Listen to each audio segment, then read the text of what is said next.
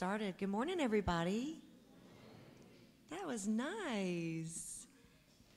My name's Melissa Marshburn, and I'm the communications specialist for MeckLINK.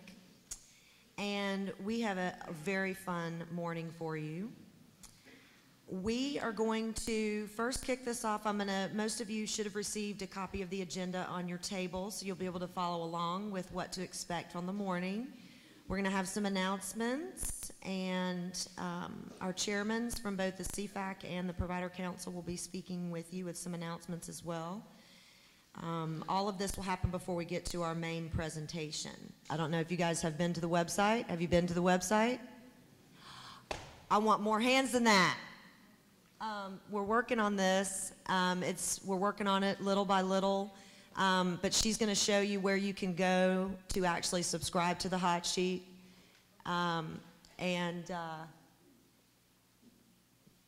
If you click on that provider InfoShare slider that comes across, that's where you can always get information about the next provider InfoShare or the previous InfoShares. It will link you to our previous videos, questions that have been answered, all that sort of stuff. So I wanted to show you that real fast. All right, I would like to introduce now our director, Mr. Phil Indris, who has some announcements for us this morning.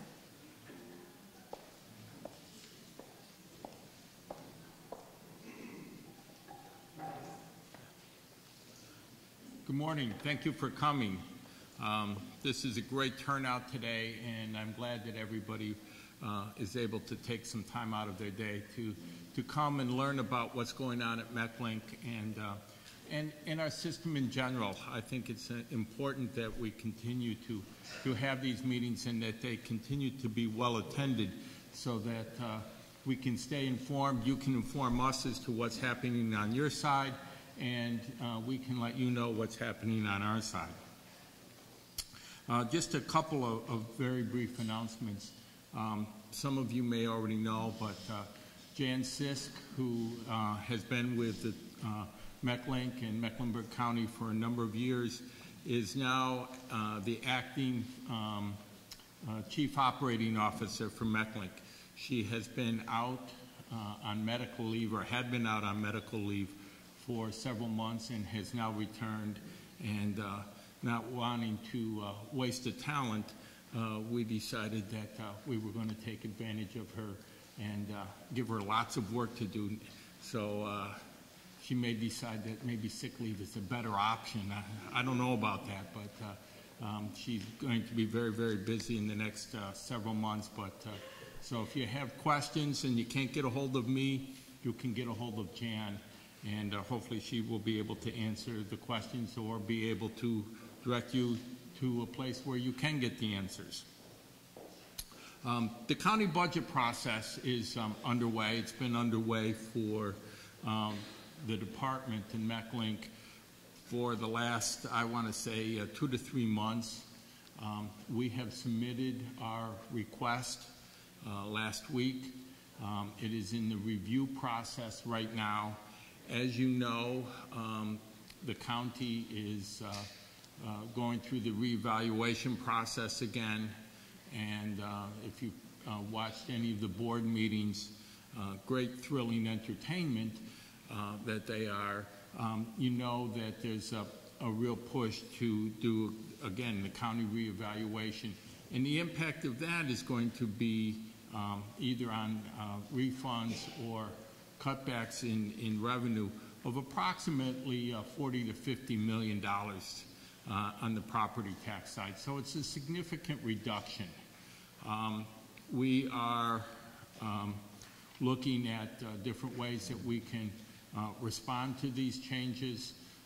We're hoping not to have to sustain major cuts, but we'll have to see how this is going to play itself out. It's my understanding that the county manager will be presenting his budget to the Board of County Commissioners on or about the 20th or 21st of May.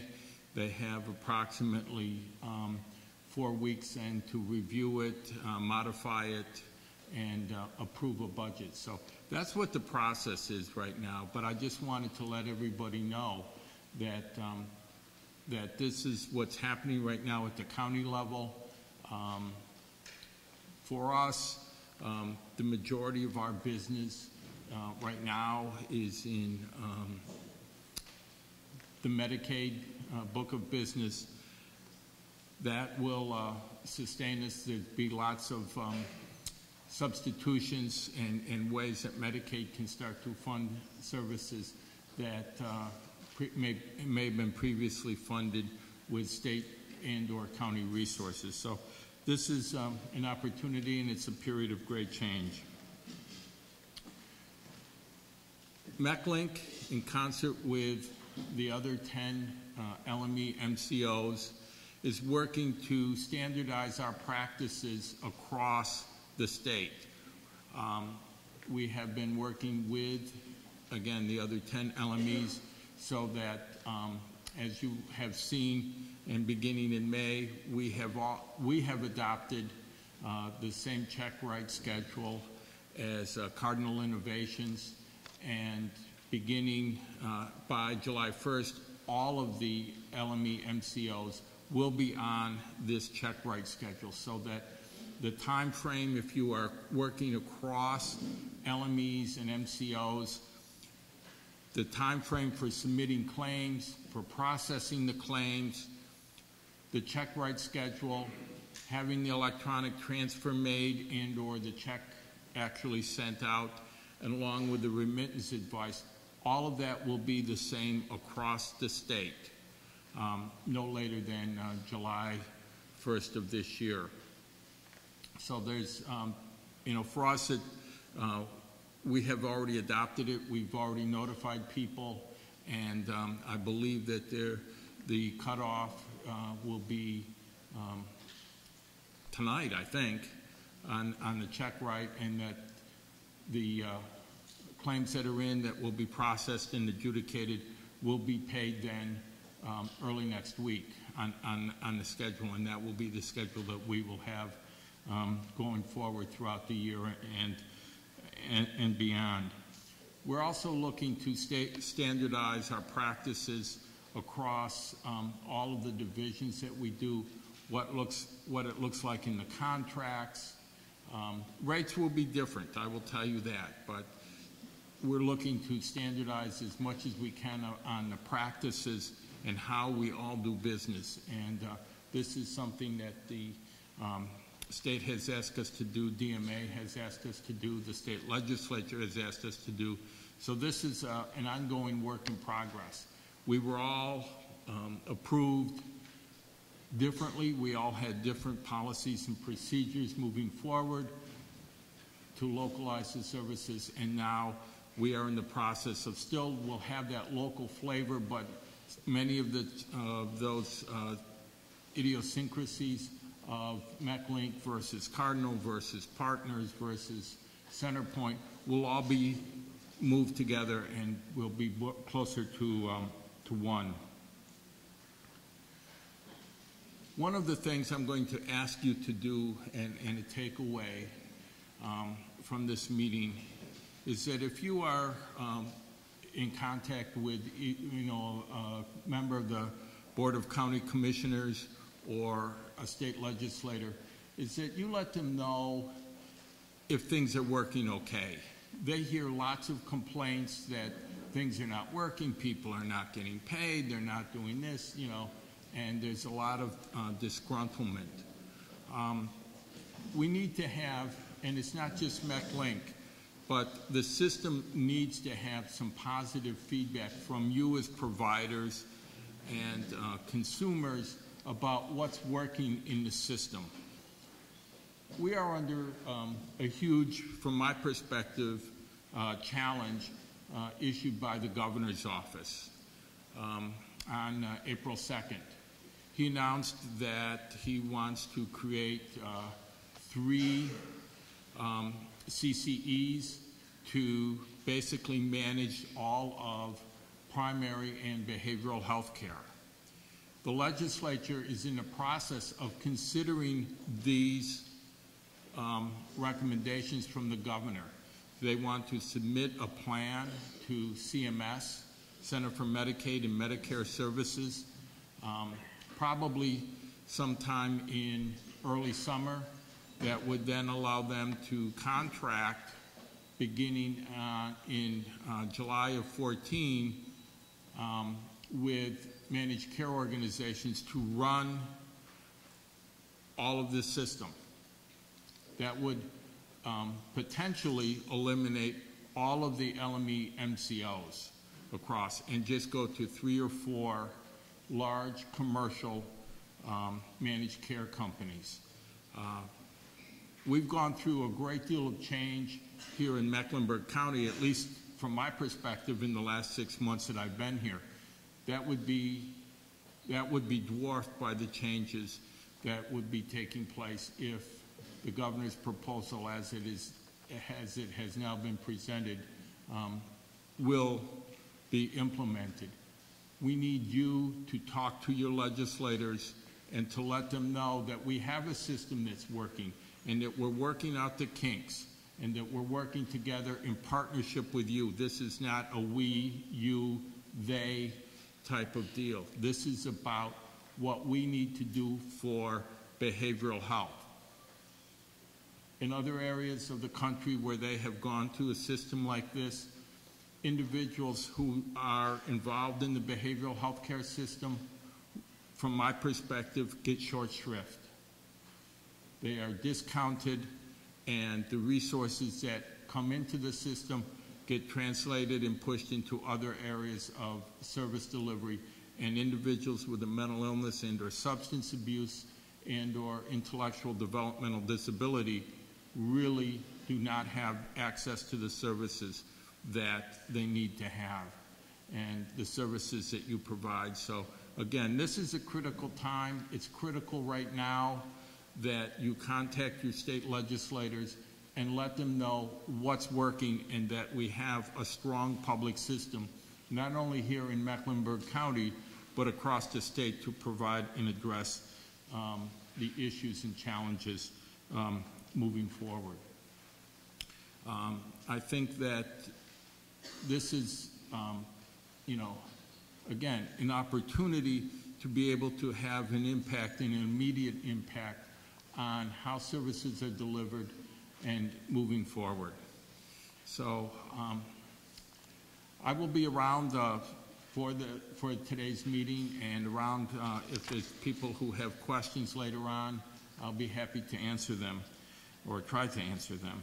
But it's now my pleasure to introduce Sandy Dupree from CFAC.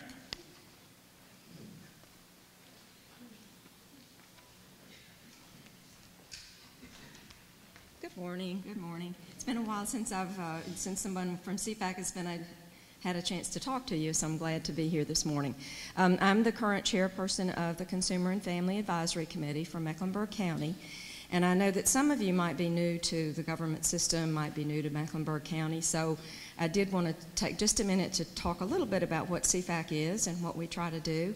CFACs were started in, actually were first mentioned in the state plan 2001, which just gives you some idea, and helps you remember how long we've been reforming in North Carolina. We can't seem to stop changing this system.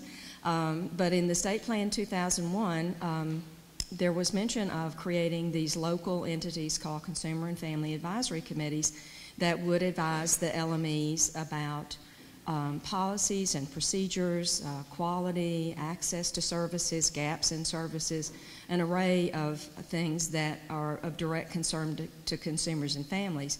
Our CFAC was actually started in May of 2002, so we're 11 years old this year in Mecklenburg County, and we think we're the oldest one in the state. We think we were the first one that was formed, and nobody's argued with us, so we're claiming it. The thing that we are most concerned about is that you provide wonderful services for us and for our family members, because at the end of the day, that's what it's all about. All this other stuff is just an aggravation, really. At least it seems like it. We care about your providing wonderful services, and we care about MeckLINK holding you accountable to do that, because that's really what it is. Without what you do, then our family members would not be able to have the lives that they are living, and that really is what it's all about. One of the things that we've done as a CFAC is initiate some quality projects of our own. And one of those that I wanted to remind you about today is the First Responder Survey. More or less once a year, CFAC members conduct a survey of the providers who have first responder responsibility. And what we do typically is get together on one night and we make mock phone calls. And so we will call the agency number and say, this is CFAC member, we're calling to see if your first responder system is working, and then we wait to see what happens. If you have that responsibility, this is just a heads up. I wouldn't be talking about it if we weren't thinking about doing it sometime in the future, probably in the near future. And really what I urge you to do is call your own number. Get other people in your agency, call your own number at 8 o'clock some night and see what happens. See if you can understand what is said. See if you can understand the phone numbers. See if your message says that someone will call you back in 15 minutes, and then do that. We have our own set of standards that we've developed over time about how we want providers to respond when they get those phone calls. So that's been in the hot sheet several times lately, another little heads up. I don't think it was in the one yesterday, but it's regularly in the hot sheet. So read what that says about the first responder. Call your own number and see what it's like to be on the receiving end of that call. I know that some of you don't get very many crisis calls, but if you're that person who's in crisis and needs you, it's everything.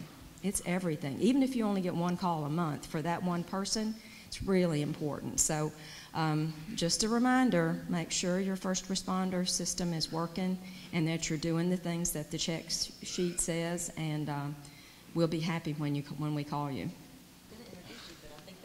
Oh, okay. Hello, good morning. So my name is Damian Chisholm. I'm the current president of the Mecklenburg County Provider Council. I just have two quick announcements. We have two current standing subcommittees. We have the Network Development Subcommittee as well as the QTM Subcommittee. We will be meeting again on May 15th at 6401 Hickory Grove Road at Hickory Grove United Methodist Church. That's correct.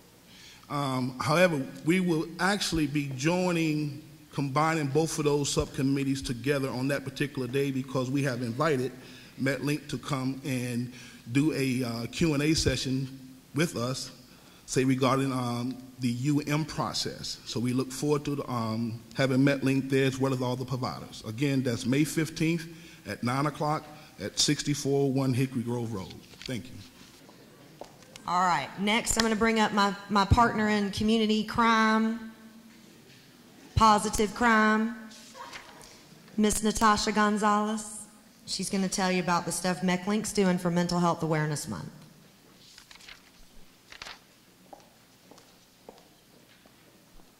Your clicker's up there. Good morning, everybody. I'm Natasha Gonzalez, and I am the new outreach coordinator at MeckLINK. And I am bilingual in Spanish. I was told that I need to tell you guys that so that you don't think that I don't speak any Spanish out there. We have a few things going on. May is the month for mental health awareness. And so we want to make sure that everybody is participating in activities that we have going on and that you guys are out there making sure that the community is aware of mental health and how to get services. So there's a few things going on. So there's my contact information for everybody. There are some handouts on some of the tables, but not on all, but we will make sure that this link is active on the hot sheet if it wasn't on yesterday's hot sheet. So please make sure that if you have any questions about any of the activities, you give me a call or an email. So these are the dates for the month of May. May 5th through the 11th is Children's Mental Health Awareness Week. MeckLINK is going to run some ads in Golden Corral on the trays that week, letting all of their customers know how to receive services that month. We also will be working with some of the local schools to do balloon releases, as well as some other activities, keeping them aware of mental health. On May the 8th, which is up there, Duke Energy Center downtown will light up green, and it will tweet on behalf of MeckLINK as well as Children's Mental Health Week. So please follow us on Twitter for those of you that are not. We also have a lunch and learn that we're hoping to do on the 29th that our great Dr. Elizabeth Vita, is it EVP? Peterson Vita, sorry, is going to be hosting, where she will be discussing some great things on how we can help prevent serious, persistent mental illness. So we also have a Build for Hope. That is a yellow form that might be on your table. We're hoping to plant sunflower seeds at the end of the month to eradicate stigma for depression. And that, if you don't have that form, it will be in the hot sheet. It's a whole initiative between May and October to plant sunflowers in order to eradicate stigma. So look for that as well. This Saturday, there is a free event at the YMCA in the university area that is a kids' health fair. And so we ask that you promote that for your families to come out and enjoy that from 10 to 2. We will be set up out there as well. So please make sure that you pass that on to all of the people that you provide services to. This is our social media information. Please make sure that you link up with that. We try to keep it as active as possible. And with your contributions, we can do that. So if you guys have any questions, please feel free to contact me or email me. I will be here the whole session. Thank you.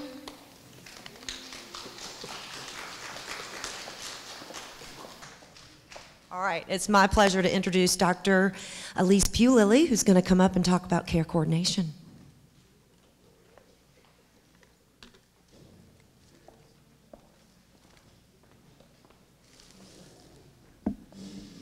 Thank you and good morning.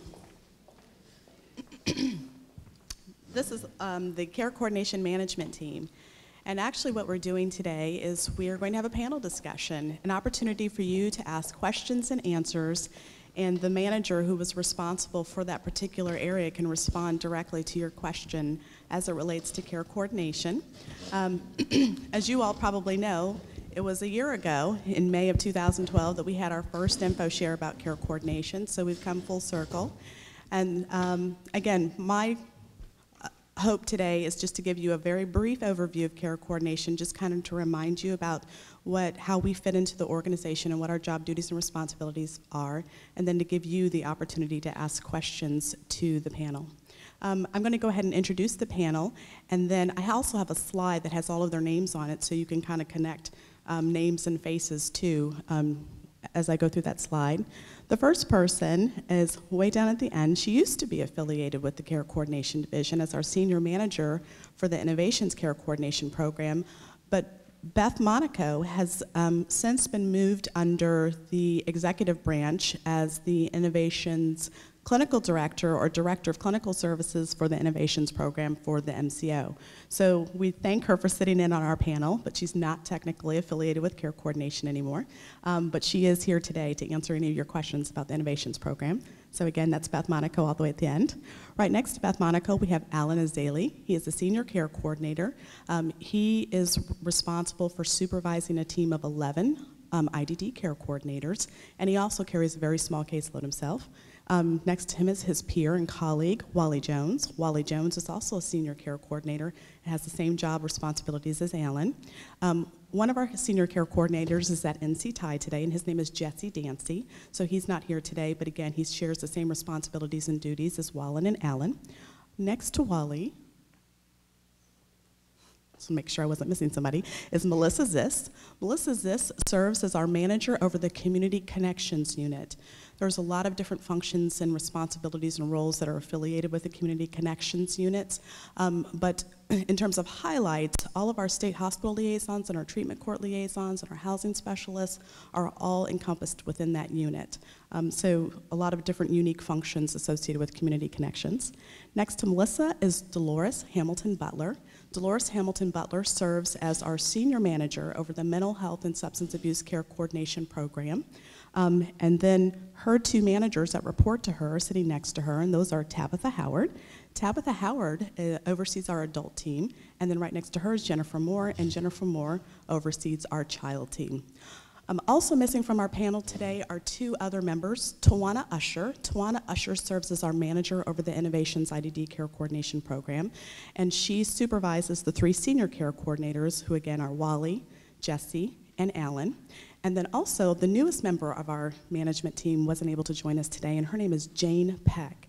Jane serves as our manager over PROACT, and I have a slide on PROACT so you don't have to remember what it stands for, but it does stand for Preventable Readmission Options and Care Transitions. And this is a partnership that we have forged, MeckLINK has forged, with CCPGM. As you all know, CCPGM stands for Community Care Partners of Greater Mecklenburg. We have developed a transitional care team, and again, my slide will illuminate a little bit more about what PROACT is and what our purpose is for that program. And again, my name is Elise Pugh-Lilly, and I serve as the Division Director for Care Coordination. I'm going to go ahead and start our presentation. Again, I just wanted to highlight some of our functions and duties. I'm not going to read to you. Most of this information is embedded straight within the state contract, the contract that the state has with all of the LMEs in terms of what our responsibility is for care coordination. In terms of a highlight, again, just to reiterate, we are an administrative function under the managed care organization. So we are responsible for oversight of treatment services, linkage. We serve as the behavioral health home in the absence of a behavioral health home for any consumers. And then, of course, we have distinct responsibilities based on the disability area, whether it's innovations or IDD or mental health and substance abuse. And, of course, we are charged with following consumers that meet that definition of special health care needs as outlined in the state contract. In terms of a little bit more information about our division, we're the only division within the organization that is currently housed in various sites. We have satellite sites dispersed throughout the city, and of course we did this in order to best meet the needs of providers as well as consumers so that we're available to the individuals that we're serving. So we do have a site in Huntersville. We have a site in Matthews. One of our biggest sites is at Charlotte East at the corner of Executive Center Drive and Farm Pond. We share a floor with Youth and Family Services at that site. And then our last site are what we call our west site. Those individuals are currently housed in the Watkins building on Ellington Street, but they will be moving to the atrium when MeckLINK opens its headquarters at the atrium site. Currently, there are 93 positions in some way connected to the Care Coordination Division, although all those positions aren't filled, but we're in the process of filling some positions. In terms of those functional teams, again, we have Mental Health Substance Abuse Care Coordination. We have Community Connections, which again are primarily those liaisons and housing specialist positions. We have the Innovations or IDD Care Coordination Program. We have the SIS unit, which Sports Intensity Scale. I neglected to mention that Bev Nagy is also missing from our panel today. Bev Nagy, who I believe did an InfoShare presentation with you all a few months ago. She oversees the Sports Intensity Scale unit. And then PROACT is that last functional area associated with the Care Coordination Division. In terms of that management team again, just to highlight so you can link, if you're a visual person like I am, to link a name with a face. Again, my name is Elise Pugh-Lilly, very odd spelling, so if you try to spell it on your own, it'd be very difficult to do, but just in terms of your ability to contact me if necessary, there's the spelling of my name. Again, the senior manager for mental health substance abuse is Dolores Hamilton Butler. I'll ask them to raise their hands again as I go through these names. Tabitha Howard is the manager over the adult team again. Jennifer Moore is the manager over the child team. Melissa Ziss is the manager over Community Connections. Tawana Usher is not here with us today, but again, she is the manager over the IDD Innovations Care Coordination Unit. Under Tawana are the three senior care coordinators, Wally, Alan, and Jesse, again, is at NC Tide.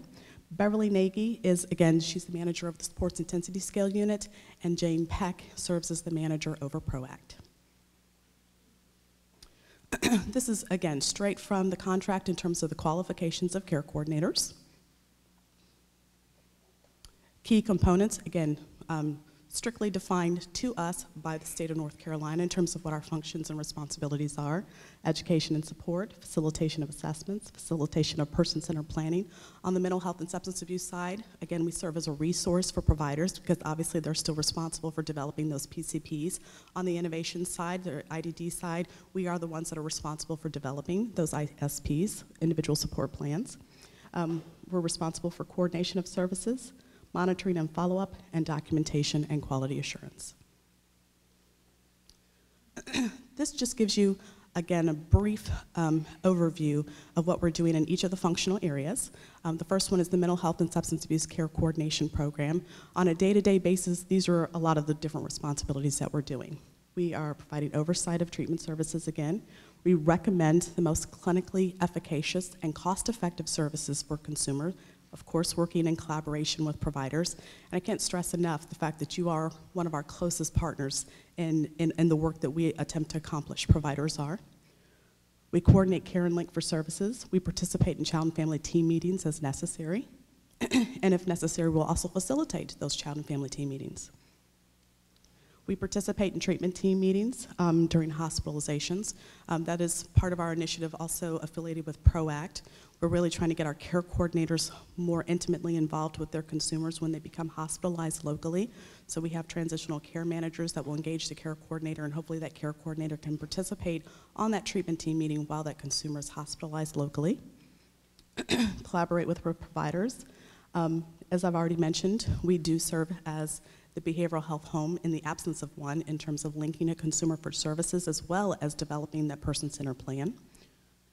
And we identify quality of care issues. Community Connections, again, this is Melissa's unit. Her staff are responsible for providing care coordination, but it's usually affiliated with either some entity or some special program like a treatment court. So this just highlights all of the different areas that her team serves under Community Connections. And then also she has the responsibility of oversight of the Department of Justice settlement, which of course is a settlement between the federal government and the state of North Carolina. So for Mecklenburg County, her team is responsible for implementing all of the stipulations associated with that settlement.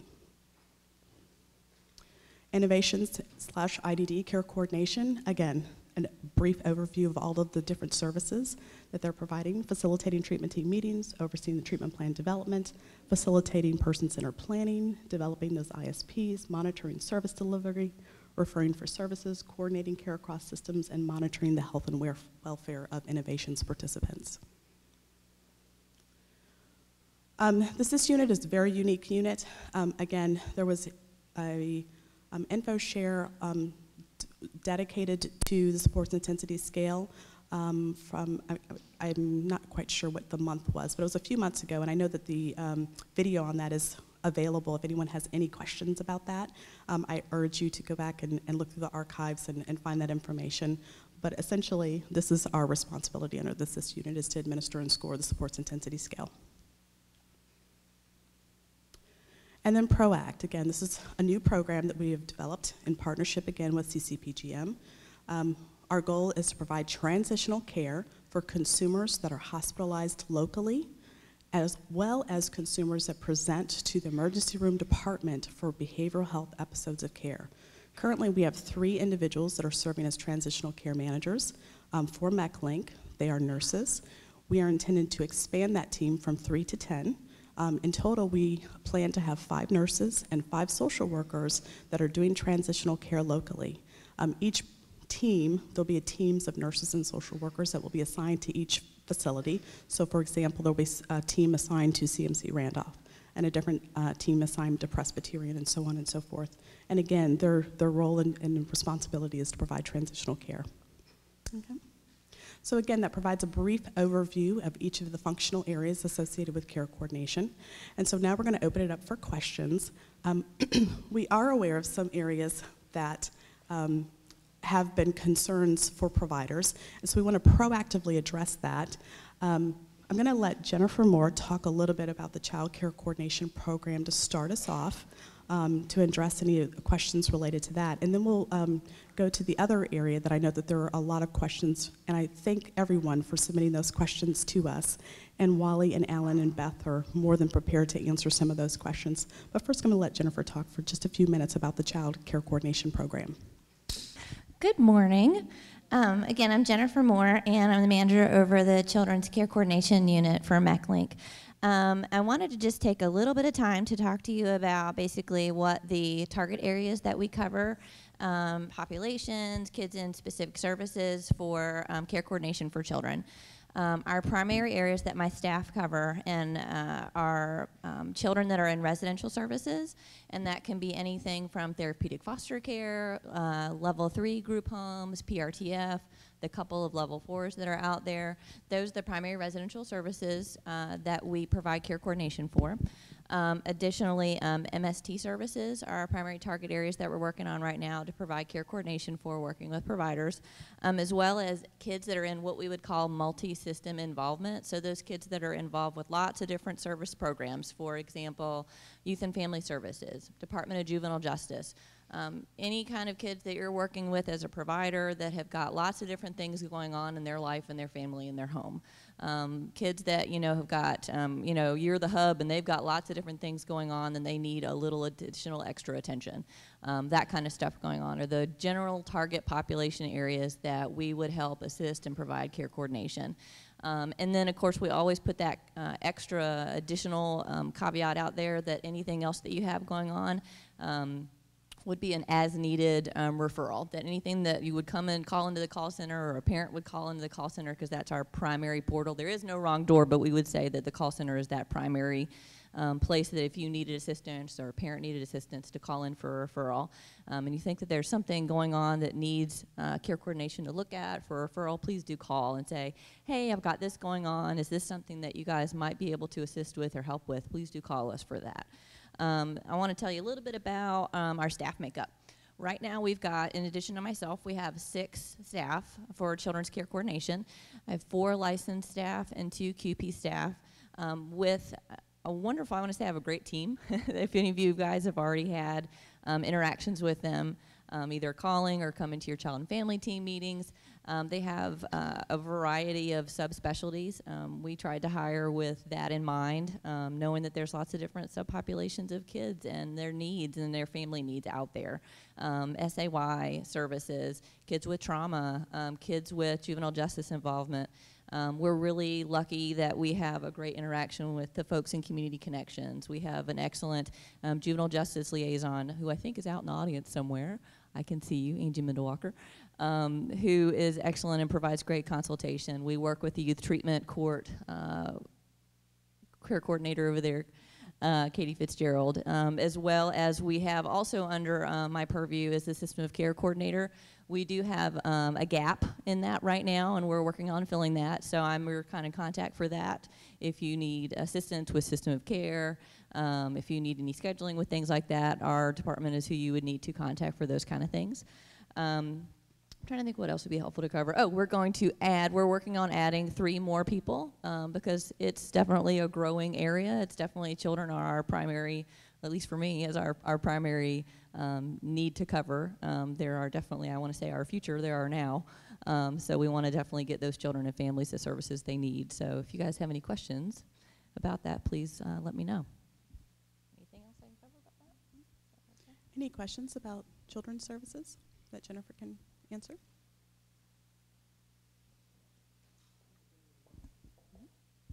Don't be shy. This is y'all's event, so I want you to ask what you have to ask. And I've got like probably 9 questions that came in last night. But just think, your question might be in someone else's mind too. Anything on children? Okay.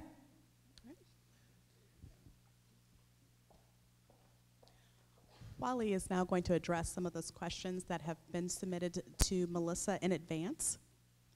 Good morning. Can everybody hear me okay? Okay. Thanks again for the questions. We appreciate you sending those in. We hope and expect to have an ongoing dialogue with you. I think we've spoken with a lot of people that provide IDD innovation services, and please do contact us by email or phone so we can assist you in getting answers to questions. So we want to start off with some of the questions that were sent in. yesterday or by yesterday. First one is we've been asked by care coordinators to have short-term goals ready by the time of the meeting rather than taking the opportunity to discuss the goals at the meeting as a team. Are short-term goals expected to be discussed and completed before the team meets? Are care coordinators expected to participate in goal discussions? We believe the expectation is for the care coordinator to come to the annual planning meeting with a draft, and we emphasize a draft, of the individualized service plan based on the information that they gathered during the previous year's monitoring and discussions with the individual, the legally responsible person, and others that are involved in the care.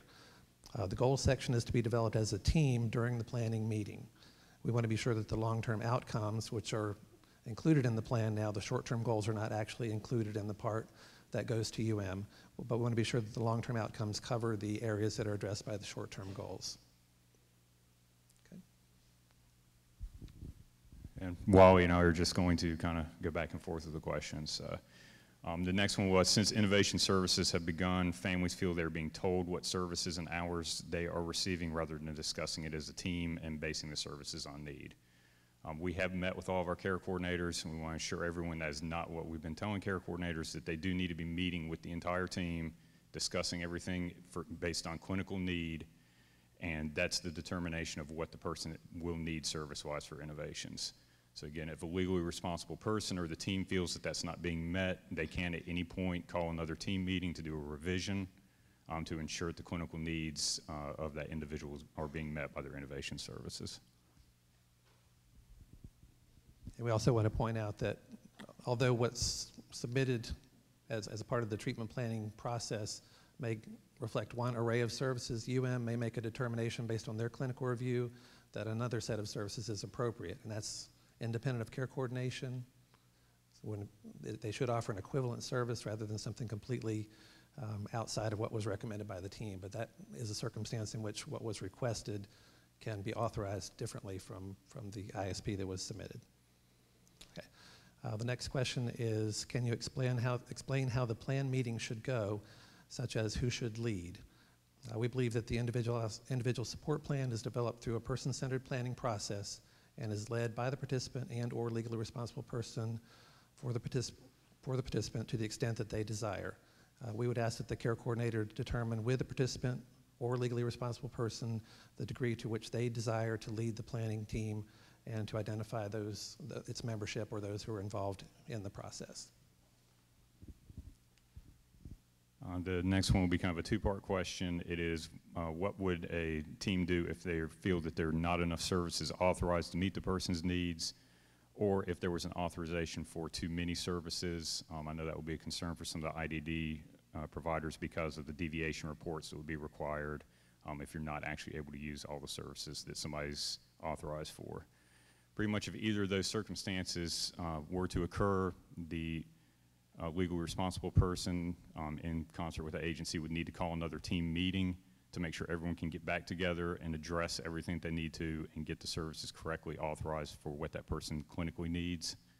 That would go for if they don't have enough services or if they have too many services. Again, we have stressed with our care coordinators and are trying to make sure the families understand as many times as you need to revise a plan during the planning year, it's completely fine. So people's needs can change within the year, so if you need to meet 4, 5, 6 times during a year, that's completely fine. So.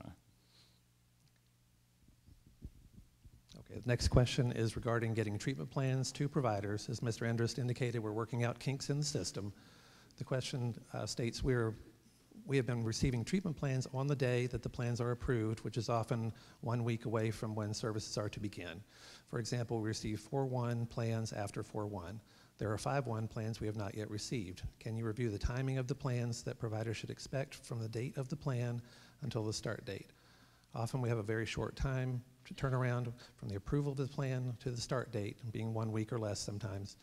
We are required to complete short-term goals, task analyses, to meet with the individual and the family, to provide training to the direct care staff, and possibly locate community networking locations in this time frame. We need more than a week to complete these activities. We've looked at that as a team, and we've made a determination to change our procedures.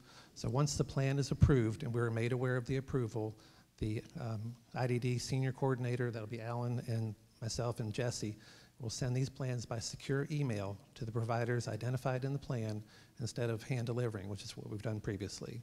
We've brought sign-up sheets today, so if you're an IDD provider, we want to be sure we have the best email contact for you so it goes right to the person that can distribute it to the individuals within your organization. So this is to assist with getting things to you in a timely manner. is also playing a role in the process, and we can't address their time frames as part of the answer to this question. Elaboration on that. And I know some of the care coordinators have been already gathering some of the email addresses and everything from some of the provider agencies, so we do have some of those, but if anybody wants to again provide those to us, we'll have that available. We do apologize for the delay in getting some of the stuff done. That is, hopefully going forward, we won't have any more issues with getting everything out in a timely manner. Last question that we had submitted to us was that families are choosing community networking service not fully understanding its purpose until after the services have been approved. Can we get clarification about the definition of community networking? How is the service to be monitored and reviewed as applied to the service definition? Community networking, of course, is one of the newer services in innovations, and it's community integration, volunteer type service. And of course, some people don't fully understand it, and there's been some confusion with it as far as the authorization and what's actually going into place with it. The one thing that we are making sure that we're telling the care coordinators to have in place before they submit anything is we do actually have to have a schedule of that service. It's a general schedule. It's nothing that anyone's going to be held completely to, where there's no flexibility with it, but we do need to know the actual location and the general time frames in place that the person will either be attending an integrated class or participating in community volunteer activities or such. I know, and I have seen plans where they have just kind of approved it for people to be going out and actively looking for community networking. That's not the purpose of the service, and that's not within the definition. You do need to have a defined place and time that you're doing it. Other services can be used community-wise to help identify and try to find things in the future for people for community networking, but it is something that needs to be in place before it actually gets authorized and before people are actually doing the service. Again, with the schedule, we will be putting that into the plan, but it's nothing you're held to completely. I've been on the provider agency side before, and we've done community networking in a previous MCO that I worked in, and we had people who did Meals on Wheels and volunteer type activities such as that. There are times that those places might be closed or there's a holiday or something like that. So don't feel that just because you give us a schedule, there's no flexibility with it whatsoever, but that is within the service definition. I think it's page 115, 116 on the waiver that outlines all the very specific things that are in there for it. If families feel that has been explained to them properly, they need to have another meeting with the care coordinator to answer any questions. Of course, they need to have that scheduled. Hopefully that kind of makes it a little bit clearer to what everyone needs as far as the community networking. But again, the biggest thing is just having that schedule, because that's what UM needs to see to help with the approval process on that.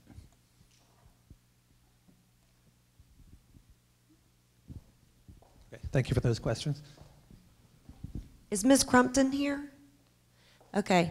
I think they referred to a couple of things that UM would need to answer for some of your questions. I'll coordinate with the UM department and make sure I get those for you.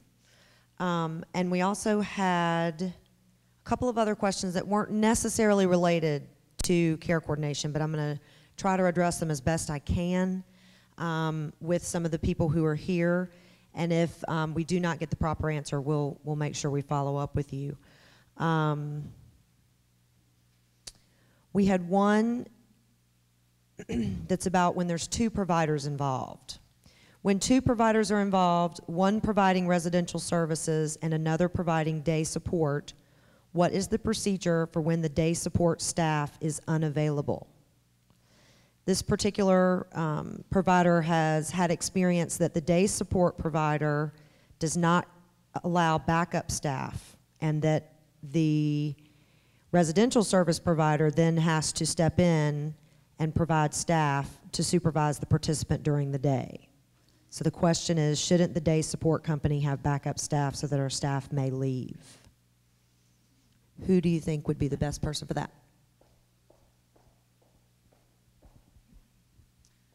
So I'm going to assume that this is talking about an innovations participant, And if that's the case in the innovations waiver, all individuals should have backup staffing listed on their plan for all services. That's a requirement. So that day support should have backup staffing available, because the purpose isn't necessarily to ensure that the residential program doesn't have to have staff available. The purpose of backup staffing is to ensure the person receives the medically necessary services that they have in their plan. So that's the reason backup staffing would be needed. Of course, if an individual is sick or is not interested in going that day, that's a choice they can make, and residential services would need to have staff available as well to meet that person's needs. But the point is, the staffing needs to be available to meet the needs of the person for that day, which would include backup staffing as needed.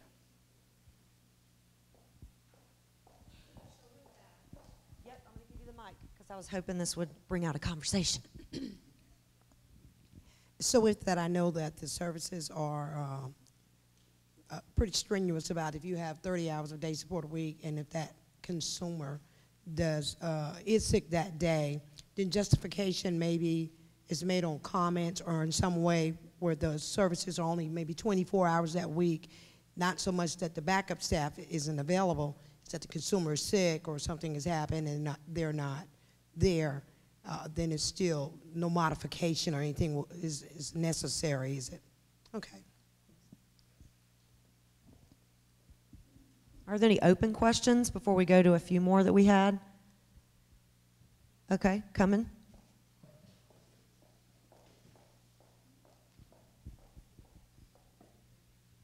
I'd like to go back to the questions about community networking and defining that, and the questions people had about what that involves.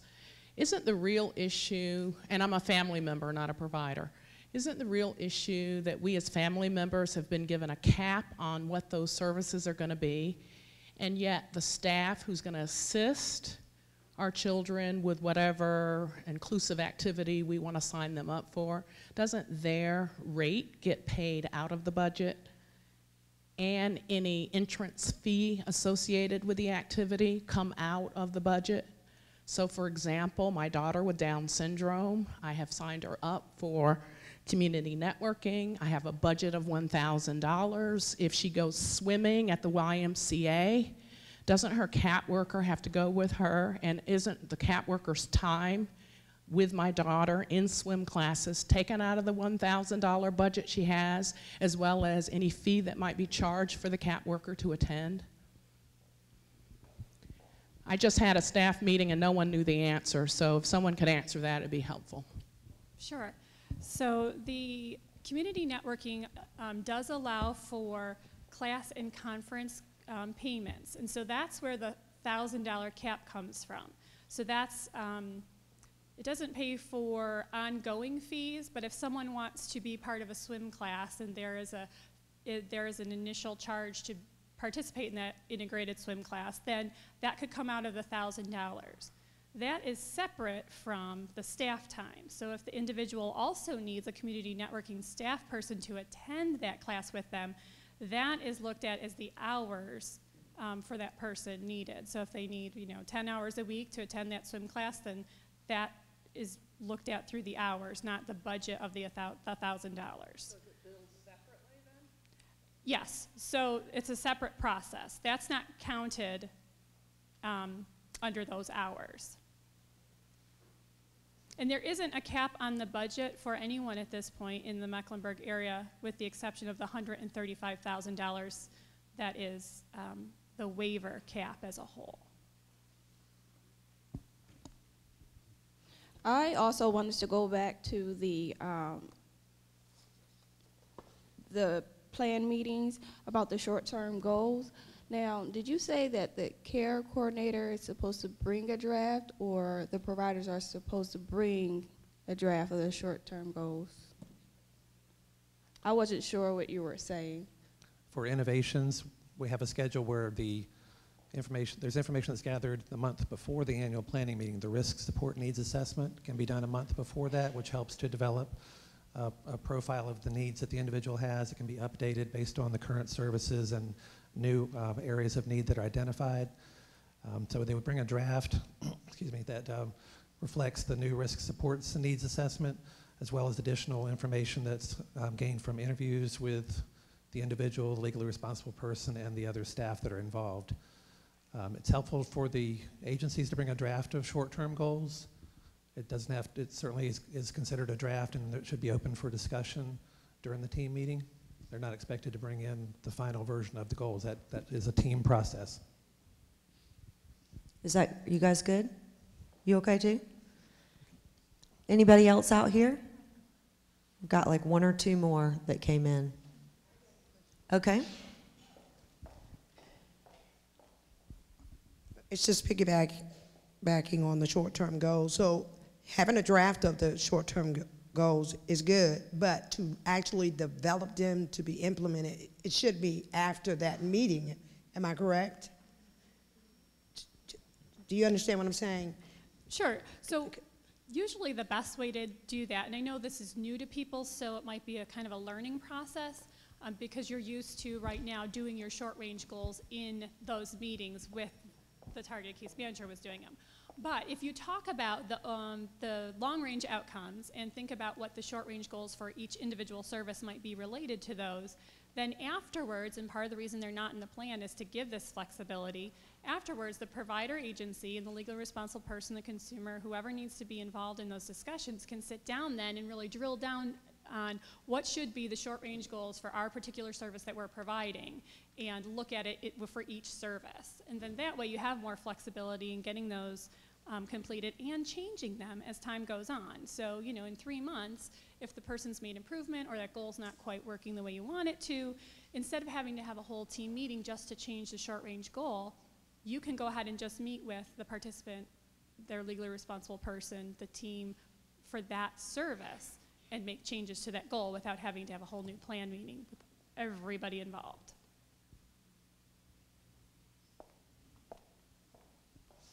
Anything else? Oh, great. Okay. Coming back here.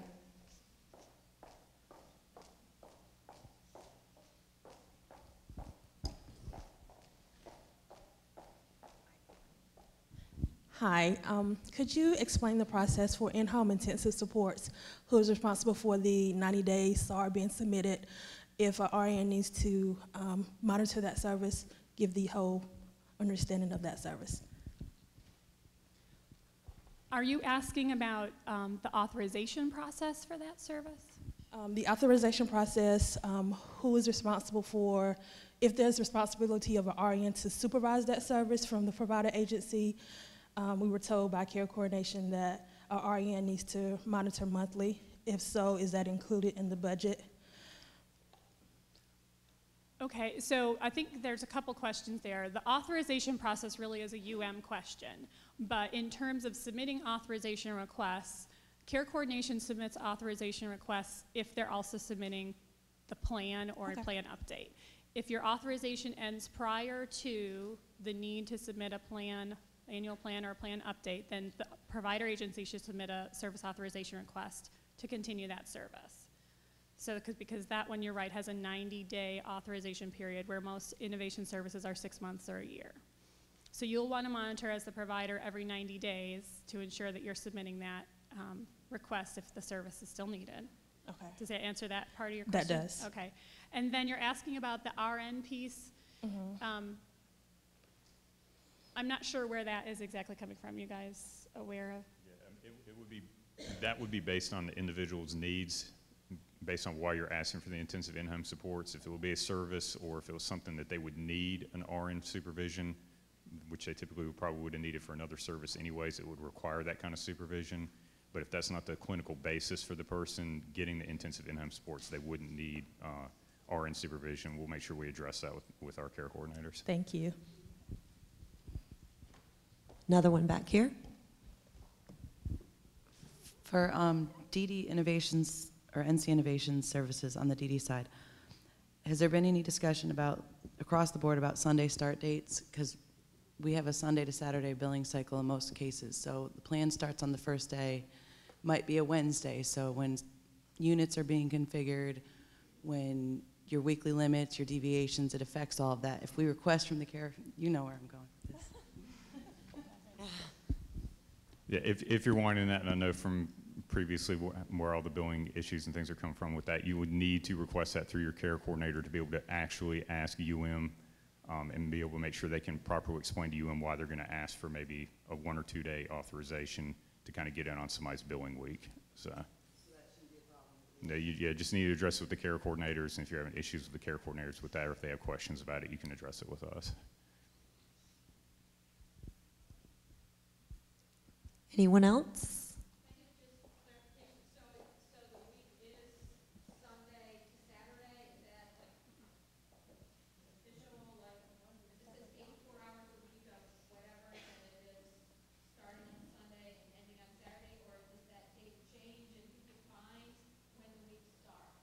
The week will start based on when the authorization starts. So if the first of a month is on a Tuesday, then it's going to be a Tuesday to Monday. So that would change based on the month. For as far as the billing week, like what Devin was referring to. So that's where if you have a specific billing week for an agency, you would just need to request the authorization to come that way from care coordination. I also wanted to give the adult team an opportunity to provide any information that they would like this group to know, and also to ask the audience if they had any questions about the adult care coordination program. So Tabitha or Melissa or Dolores, did you have anything that you wanted to share with this group? Well, as you all have been told, I am one of the managers on the adult unit. I work with the adult team. Our adult team, we focus on geriatrics, adult services, substance abuse issues. Right now with my team, I have 11 licensed, well, 9 licensed clinicians and 2 QPs on the team. What we're trying to do as a team is we want to form a partnership with you all. So when you get or receive calls from our care coordinators, we are going to be talking about monitoring oversight, but also about coming out to meet with you all if you need us to do that. If you need recommendations on a case, if you want us to come and have what we call an agency meeting, where we pull together our clinical staff so we can talk about particular situations, particular cases, and just we receive feedback from each other. We try to work it as a partnership. Right now, things are up and running. Of course, we're focusing on our inpatient consumers. I think my contact information was up there, but you know, if there's something going on with our adult population, give me a call. We'll try to work it out the best that we're able to. As Jennifer mentioned about her team, we have subspecialties within our team. I focus on geriatrics. We have folks whose specialty is substance abuse, outpatient therapy, direct, and DBT. Yes, thank you. So, so we're available to you. So that's probably the most I can say. Now, this question thing she mentioned. If any of you all have any questions for me, I would gladly try to answer it this time. Okay, great. And Tabitha, hold the mic a little closer to you.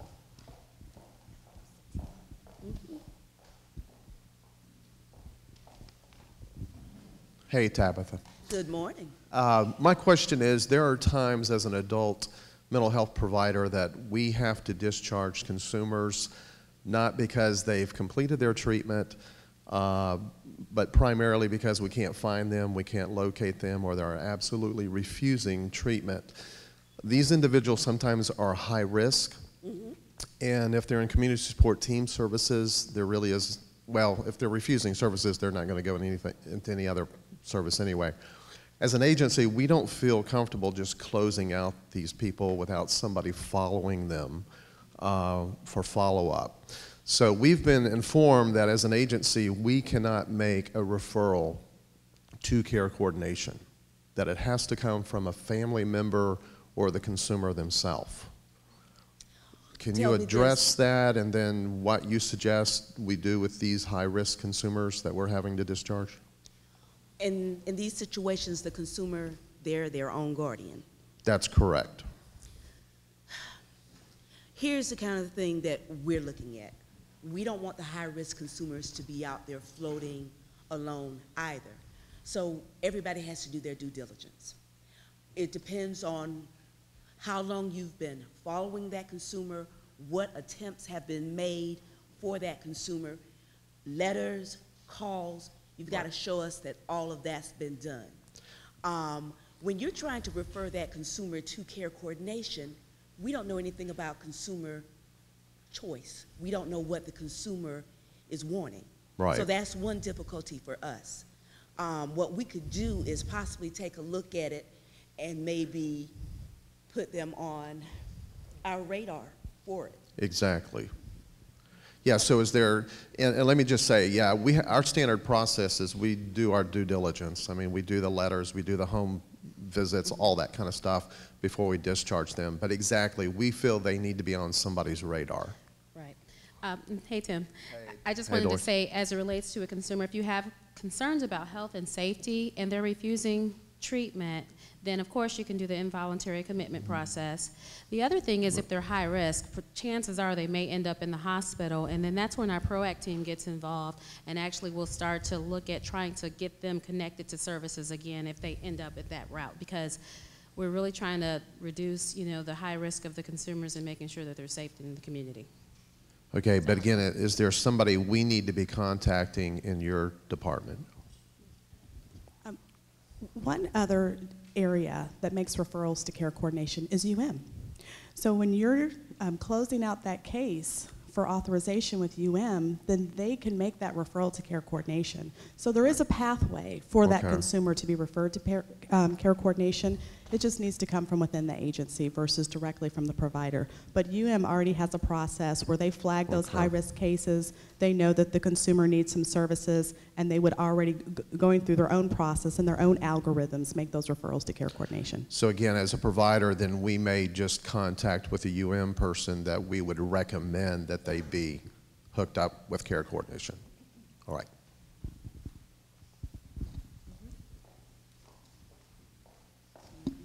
And just being mindful of the time, we're at about 10:25. We're probably going to try and stop questions about 11:15 because we have to be out of here at 11.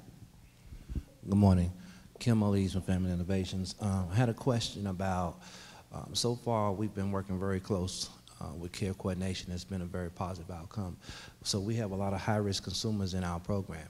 One of the questions that I had, we are finding that some of the consumers that have been identified as high risk on one end, in care coordination, we're having a whole lot of difficulty getting them approved through I wanted to know if there any type of process that we could bridge the gap to maybe meet sometimes in regards to some of the difficult consumers, because prior to March 1st, we were getting 6 months authorizations for these type consumers, and now it's dropping to 30 days.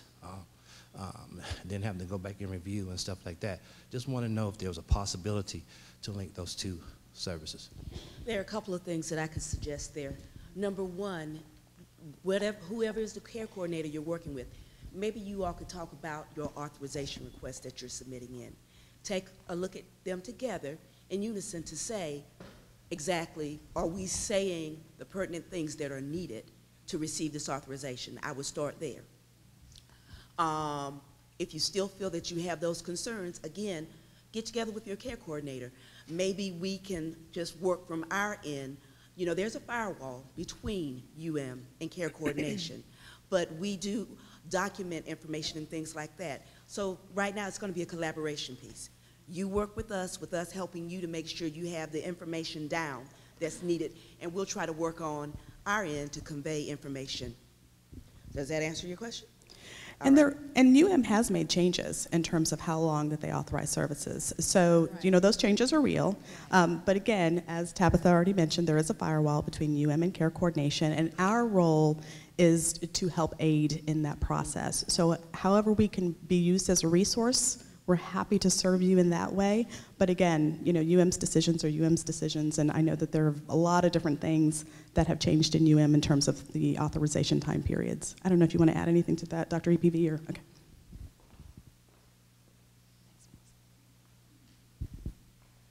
Okay, we had a couple of questions. I just want to make sure these people know that we're working on their questions. Sandra Gray, if you're here, I'll have a response for you this afternoon.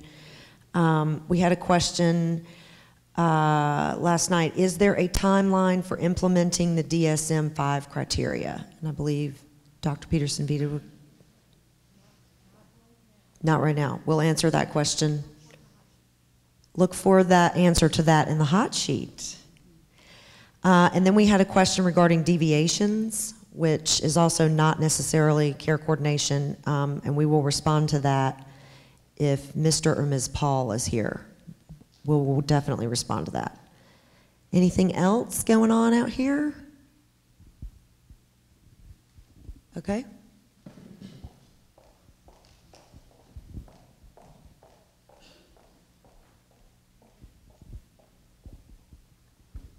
I guess my question is for Tabitha regarding geriatrics. There seems to be a high number of geriatrics that's coming through for behavioral health services, but they also have high medical needs, and how MeckLINK is handling that and working with CCPMG on that issue. Correct. We are working with CCPGM on that issue. CCPGM has staff who are dedicated to the geriatric population too. Okay. CCPGM, they have staff that they're dedicated to geriatrics as well. So we are with them. There's a partnership where we're bridging the behavioral health needs and the medical needs. So if that referral is made through care coordination for someone who is in the geriatric population, and when that referral is done, if they identify those medical needs along with the behavioral health needs, then that's something that we look at as we initiate care coordination with that consumer, and we'll try to holistically address those issues. And we'll do that with referrals. If the person is hospitalized, the PROACT team will work with them. So definitely we are aware of that. We're taking a look at it. We also have the geriatric adult specialty team that can be a resource for us to go to them with issues pertaining to that as well. So definitely we're working on that. And if there are specific situations that you're referring to, you know, you can let me know and we can try to take a look at it. Okay?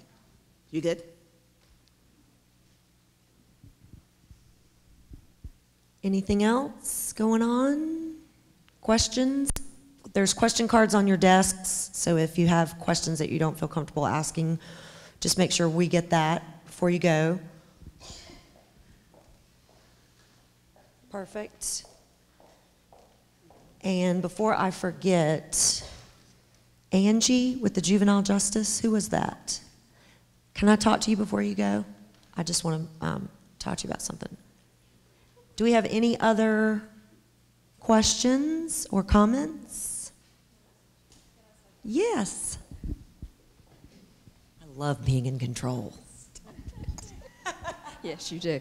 I just wanted to mention, with regards to innovations, in the past, what families have learned is that you do not want someone to come to the meeting with the plan already written. And we've been encouraged to really push back from that. And so you're going to have to help families understand that this is a change in the way things are happening, and that that is a draft, and that they can make changes, and that it is a process, because I can't tell you how many times I've said to family members, don't let them come in with that form filled in. So this will be a change, and you need to help people understand that they can still make changes even to that draft plan.